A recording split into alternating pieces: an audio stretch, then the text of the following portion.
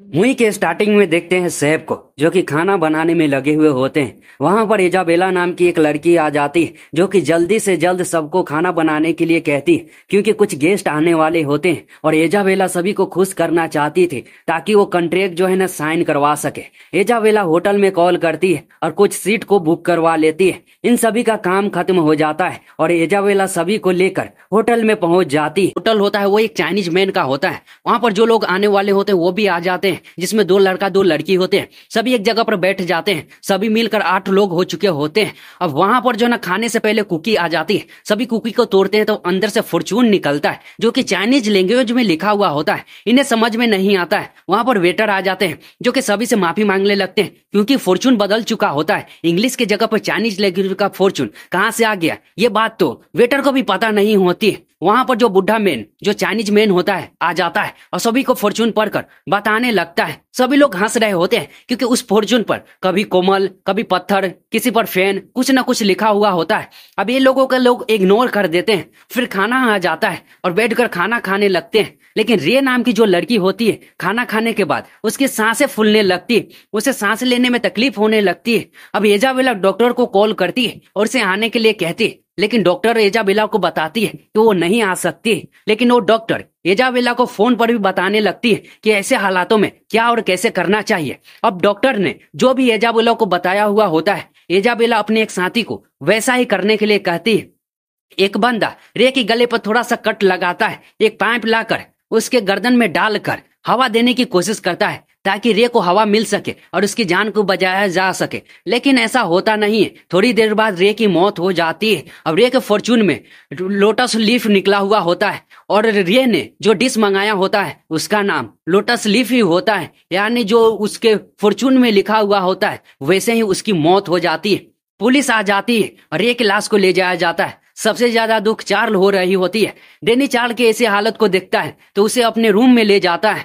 डेनी और Charl room में तो आ जाते हैं लेकिन वहां पर इनके बीच में टपाटप शुरू हो जाता है। सीन शिफ्ट होता है चाइनीज मैन पर जिसने सभी का फॉर्चून पढ़कर जो ना बताया हुआ होता है। वो बहुत घबराया हुआ होता है और उसे पता लग जाता है कि ये भाई सब कुछ ना कुछ तो जानते हैं। सीन शिफ्ट होता है डेनी पर जो कि अपने ग्रैंडपा से मिलने के लिए जाता है और आठो फॉर्चून उसे दिखाकर उसके बारे में पूछता है। ग्रैंडपा तो पहले हैरानी होकर जो ना फॉर्चून को देखते हैं, फिर बाद में जो है डेनी को बताते हैं कि ये फॉर्चून जो ना श्रापित फॉर्चून है और ये आटो का आटो फॉर्चून जो है ना इमोर्टल से जुड़ा हुआ है। और ग्रैंडपा डेनी को ये भी बताते हैं कि वो और उसके सभी दोस्त बहुत बड़े खतरे में।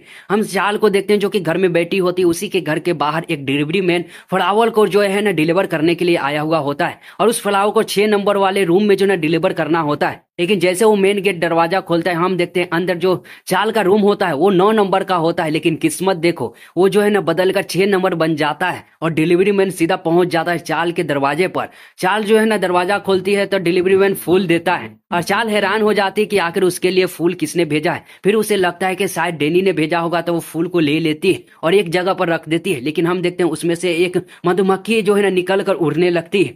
चाल फोन उठाती है और डेनी को मैसेज करती है कि फूल भेजने के लिए थैंक्स करती है। लेकिन ये मैसेज चाल के पास जैसे ही जाता है वो देखता है तो उसके होश उड़ जाते हैं क्योंकि उसने तो फ्लावर भेजा ही नहीं होता है और वो फटाक से वहां से बाहर निकलता है। हम देखते हैं चाल को जो कि एक जगह पर बैठकर आंख में लेंस लगा रही होती है। लेकिन वही मधुमक्खी उड़ते हुए उसके आंखों में डंक मार देती है और चाल की आंख लाल होने लगती है। वो फूलने लगती है और गुब्बारों की तरफ ब्लास्ट होकर आंख बाहर निकल आती है और चाल जो है ना डर से छटपटाने लगती है और वहीं पर कोई दरवाजा खटखटा रहा होता है। चाल नीचे छटपटा रही होती है और उसी फ्लावर के अंदर से बहुत सारी मधुमक्खियां भी निकलती है जो कि चाल पर हमला कर देती है। अब डेनी जो ना भागता हुआ जब कमरे में जाता है तो देखता है चाल जो है ना नीचे मरी पड़ी हुई होती है और वहां पर एक पुलिस ऑफिसर लेडी भी होती है जो कि डेनी को बाहर जाने के लिए कह देती है।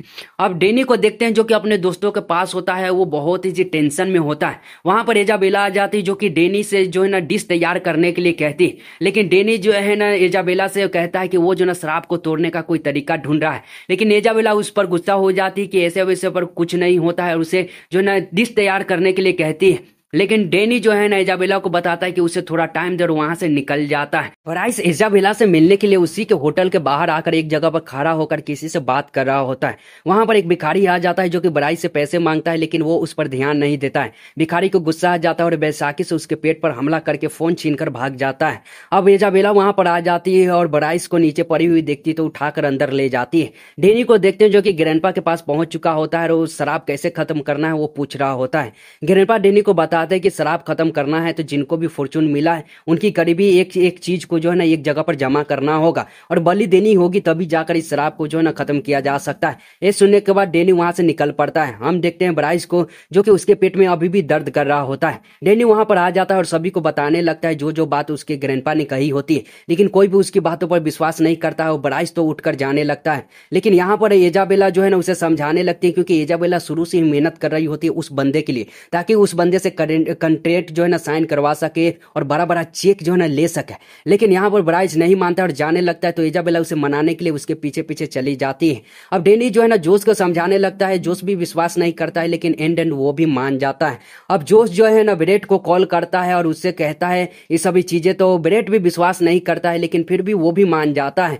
और जोश जो है ना ब्रेट को कहता है केरेन और उसकी कोई एक चीज को लेकर आने के लिए। फिर जो है ना ये सभी डिस्कस करने लगते हैं कि कौन कौन से चीज को इकट्ठा करना चाहिए। लेकिन वहां पर इजाबेला आ जाती है जो कि बहुत गुस्से में होती है, क्योंकि जो है ना ब्राइस चला गया होता है और इजाबेला इन दोनों पर गुस्सा करने लगती है, क्योंकि उसकी मेहनत बर्बाद जो हो चुकी थी। ये दोनों पतली कली से निकल पड़ते हैं और इजाबेला उन दोनों पर गुस्सा करते ही रह जाती है। ब्रेट को देखते हैं जो कि केरन से उसका लॉकेट मांगता है, लेकिन केरन भी इस सभी चीजों पर विश्वास नहीं करती और उसे कुछ भी नहीं देती है। तो ब्रेट वहां से निकल जाता है। केरन को देखते हैं जो कि सारे कपड़े निकाल कर जो है ना आराम से ट्यूब में और जो है ना चेहरे पर गोबर पोत कर खीरे की कच्ची आंखों पर सटाकर आराम से जो है नहाने का मजा लेने लगती है। सीन शिफ्ट होता है, देखते हैं ब्रेट को जो कि बियर बार में आ चुका होता है। वहां पर जोश आ जाता है जो कि ब्रेट से पूछता है कि उसने जो है किरण के कुछ चीज को लेकर आया कि नहीं। ब्रेट उसे बताता है कि किरण ने उसे कुछ नहीं दिया है। और ब्रेट जो है ना बियर अपने गिलास में डालता है, तो बियर के साथ साथ कुछ और भी उस गिलास में चला जाता है, जो कि ब्रेट ध्यान नहीं देता और उसे पी जाता है। सीन शिफ्ट होता है किरण पर जो कि देखते हैं वो आराम से नहाने का मजा ले रही होती है, लेकिन उसके ऊपर की जो दीवारें होती है वो कड़क होने लगती है। फिर सीन शिफ्ट होता है यहाँ पर हम देखते हैं ब्रेट को जो कि अब उसे जो है ना दम घुटने लगता है, उसे सांसें लेने में तकलीफ होने लगती है। वो खांसने लगता है, लेकिन खांसने के साथ साथ खून भी निकलता है और खून के साथ उसके गले में जो गया हुआ था वो भी निकलता है। अब यहाँ पर जो है ना उस चीज को उठाकर देखता है तो वो एक तलवार सी होती है, छोटी सी। अब यहाँ पर जो है ना ब्रेट के जो है ना फॉर्चून में तलवार ही निकला होता है। हम देखते हैं किरण को जो कि नहा रही होती है और उसकी दीवार जो है ना एकदम से कड़कने लगती है और सारी दीवार जो है ना किरण के ऊपर जो है ना टूट टूट कर गिरने लगती है और किरण की मौत जो है ना हो जाती है। और किरण के फॉर्चून में निकला होता है स्टोन टेबलेट और उसी से उसकी मौत हो जाती है। किरण की मौत के बाद तब जाकर सभी को विश्वास होता है कि ये जो मौतें हो रही है वो फॉर्चून की वजह से ही हो रही है। तो सभी अपने अपने सामान को निकाल कर रखने लगते हैं। अब यहाँ पर जो ना 8 लोगों की 8 चीजें चाहिए इस शराब को खत्म करने के लिए, भले ही वो लोग मर क्यों ना गए हो। तो चाल और किरण के कुछ सामाने नहीं होते हैं, तो डेनी और सैम जो है ना चाल के घर की तरफ निकल पड़ते हैं। इजाबेला ब्राइस को कॉल करते उसे बताती है कि किरण मर चुकी है और वो भी अपना कुछ करीबी सामान लेकर आ जाए। लेकिन ब्राइस के जो है ना इजाबेला को बताता है कि वो सोकर अभी उठा है, वो अभी नहीं आ सकता, थोड़ी देर के बाद जो है ना आ जाएगा। और यहाँ पर जो है ना ये सभी इंतजार कर रहे होते हैं। हम देखते हैं डेनी को जो कि चाल के रूम में पहुंच चुका होता है और जो है ना एक जगह पर उसकी करीबी एक उसकी टोपी होती है वो मिल जाती है। अब हम देखते हैं ब्राइस को जो कि घर के बाहर निकलता है कार में बैठकर निकलने के लिए, लेकिन भिखारी आकर उसके जो है ना शीशे साफ करने लगता है और ब्राइस उस पर जो है ना गुस्सा करता है। लेकिन यहाँ पर उस भिखारी के पास बैसाखी होता है जो कि शीशे के अंदर डाल देता है। तो ब्राइस को गुस्सा आ जाता है, रॉन्ग साइड उतर कर उस भिखारी पर गुस्सा करने लगता है, लेकिन उसका पैर फिसल कर वो नीचे गिर जाता है। एक कार आ जाती है लेकिन उससे भी बच जाता है, दूसरी भी कार आती है उससे भी बच जाता है। अब जो है ना ब्राइस उठता है और उस साइड जाने की कोशिश करता है, लेकिन एक कार आती है और उसे ठोक देती है। अब ब्राइस नीचे गिर जाता है। अब इजाबेला यहाँ पर और जोश और ब्रेट जो है ना इंतजार कर रहे होते हैं, लेकिन वहां पर कोई दरवाजा खटखटाता है। तो जो है ना जोश और जाकर जो है ना इजाबेला दरवाजा खोलते हैं, तो वहां पर डिटेक्टिव होती है जो कि क्राइम सीन पर जो फॉर्चून मिला होता है वो दिखाती है। और यहाँ पर जो ना दोनों को पता चलता है कि जो डिटेक्टिव है उसका भी एक साथी जो कि इसी फॉर्चून से अभी जिंदा जो है ना बचा हुआ है। अब जो सोचता है कि अगर वो बंदा बचा हुआ है तो उसके पास इसका कोई तोड़ होगा, तो वो डिटेक्टिव के साथ जो है ना वहां पर चला जाता है उस बंदे से मिलने के लिए। अब इजाबेला और ब्रेच जो है ना इंतजार कर रहे होते, तो ब्रेच भी जो है ना उस चाइनीज मैन से मिलने के लिए चला जाता है ताकि वो कुछ सवालों का जवाब जो है ना ढूंढ सके और इस जो है ना शराब को खत्म कर सके। अब इजाबेला अकेले रह जाती है। वरेद जो है ना उस चाइनीज मैन के पास जाता है तो उससे उतना ही पता चलता है कि एक चाइना की लड़की थी जो कि खाना बनाते वक्त आग लग गई और वो मर गई। तभी से श्राप जो है ना चल रहा है। हम देखते हैं जोश को जो कि डिटेक्टिव के साथ जो है ना उस बंदे के घर पहुंच जाता है और उस बंदे से पूछता है कि क्या कोई तरीका है इससे बचने का। तो वो बंदा बताता है जोश को कि कोई तरीका नहीं है, भागते रहो, अपनी जान बचाते रहो। और ये कहकर दोनों को बाहर निकाल देता है। अब दोनों बाहर निकलते हैं तो हम देखते हैं एक बंदा कार को चला रहा होता है, उसके कार के सामने एक बिल्ली आ जाती है और वो तेजी से कार मोड़ता है, लेकिन वो बैलेंस जो है ना सही नहीं कर पाता और कार एक घर को तोड़ते हुए जो कि उसी बंदे का होता है और उस बंदे से जाकर टकरा जाता है। बेचारा कब से जो है ना जिंदा बचा आ रहा होता है, लेकिन जोश मदद मांगने गया और इस बंदे का काम तमाम हो गया। अब एजाबेला को देखते हैं जहां पर डेनी आ जाता है, लेकिन एजाबेला के मोबाइल पर कॉल आता है और उसे पता चलता है कि यहाँ पर जो है ना ब्राइस जो है ना हॉस्पिटल में भर्ती है, तो वो हॉस्पिटल के लिए निकल पड़ती है। अब डेनी जो है ना फ्रिज के अंदर जाता है कुछ सामान लाने के लिए, लेकिन वहां पर दरवाजा ही बंद हो जाता है और वो अंदर ही कैद होकर रह जाता है। हम देखते हैं यहाँ पर जो ना एजाबेला जो है ना जोश को कॉल करके बता देती है कि हॉस्पिटल आने के लिए, और ब्रेंच भी जो ना हॉस्पिटल के लिए निकल पड़ता है और तीनों जो है ना एक जगह पर जाकर मिल जाते हैं। लेकिन यहाँ पर हम डैनी को देखते हैं जिसकी हालत खराब हो चुकी होती है, गुल्फी जम चुकी होती है, वो मरने ही वाला होता है। लेकिन किस्मत देखो वहां पर सेम आ जाता है जो कि उसे बचाकर बाहर निकाल लेता है। तीनों के तीनों बराइज के पास पहुंच जाते हैं। बराइज की हालत खराब होती है लेकिन वो मरा नहीं होता है। अब तीनों के तीनों जो है ना बराइज के पास से उसके पेन को ले लेते हैं और बाहर निकल आते हैं। अब बराइज जो है ना एक पहिए वाला जो कुर्सी होता है उस पर बैठकर पहिया तेजी से चलाकर वहां से भागने की कोशिश करता है, लेकिन वहां पर रास्ते में जो है ना एक मरीज होता है जिसके हाथ में बैसाखी होता है, वो उसके पहिए के सामने आ जाता है और भैया ये गिरते हैं बहुत ही गुल्टी मारकर सामानों पर। अब कई सारे शीशे उसके सर और शरीर में घुस जाते हैं, वो लहूलुहान हो जाता है, लेकिन फिर भी रेंगते हुए वहां से जो है ना जाने की कोशिश करता है। थोड़ी दूर जाता है लेकिन वहां पर उसकी सांसें अटक जाती है और उसकी मौत हो जाती है। अब एजाबेला और सभी देखते हैं तो उसकी जो है ना हालत इन सभी की खराब हो जाती है। हम देखते हैं डेनी को जो कि उसकी हालत खराब हो चुकी होती है, वो थर थर कांप रहा होता है। अब सेम थोड़ी देर के लिए काम के लिए जो ना वहां से छोड़कर चला जाता है, लेकिन यहाँ पर जो पंखा चल रहा होता है और जो है ना सेम वहां से जो है ना कुछ चीज लेने के लिए जाता है, लेकिन उसका पैर फिसलता है और वो एक गर्म तेल के अंदर उसका चेहरा चला जाता है और भैया इसका जो है ना चेहरा पूरी तरह से एकदम उबल सा जाता है और सेम की काम वही तमाम हो जाता है। अब वहां पर ग्रैंडपा भी आ जाते हैं और सेम भी आकर देखते हैं तो यहाँ पर सेम मरा पड़ा होता है।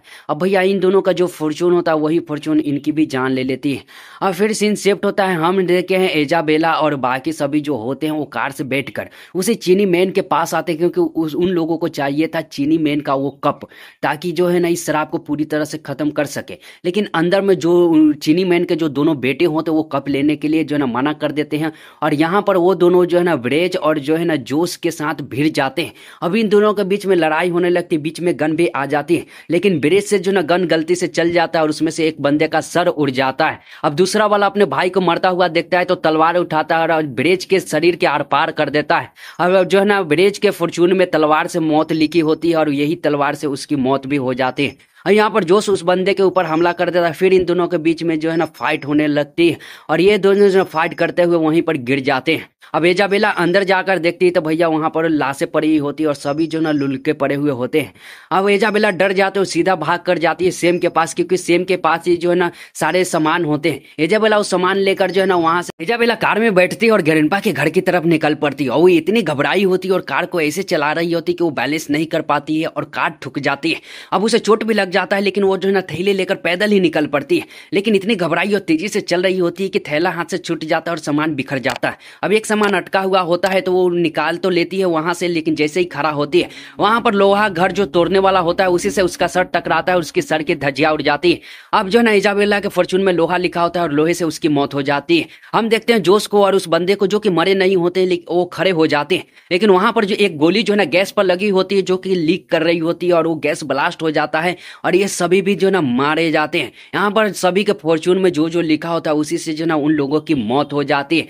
अब 5 साल बाद कहानी जाती है, देखते हैं एक फैमिली को जो कि खाना खाने के लिए रेस्टोरेंट में आती है और उन्हें भी कुकी मिलता है। कुकी तोड़ते हैं तो अंदर से ब्लैक फॉर्चून निकलता है और यहीं पर जो ना मूवी का एंड हो जाता है।